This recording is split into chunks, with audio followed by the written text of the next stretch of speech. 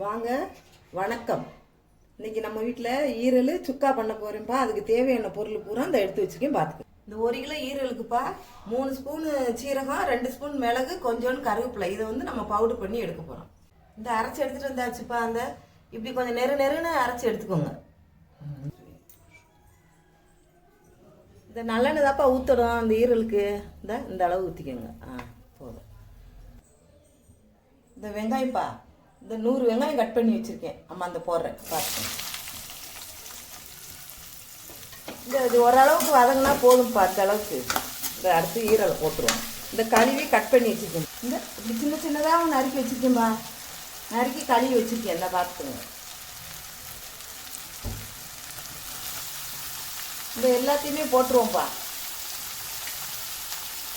எல்லா ஈரலையும் போட்டுருவோம்.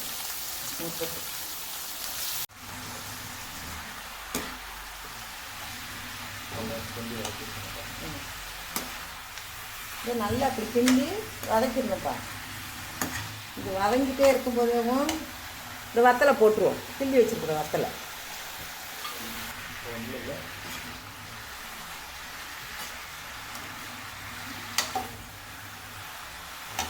இந்த மிளகும் சீரகமும் நம்ம பவுடர் பண்ணி வச்சது இந்த போட்டுருப்போம்.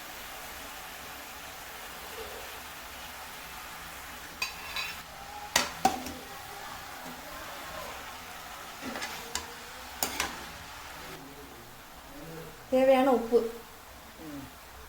தூள் உப்பு தான்ப்பா போடுறேன். இது இப்படி கிண்டிக்கிட்டே இருக்கணும்ப்பா.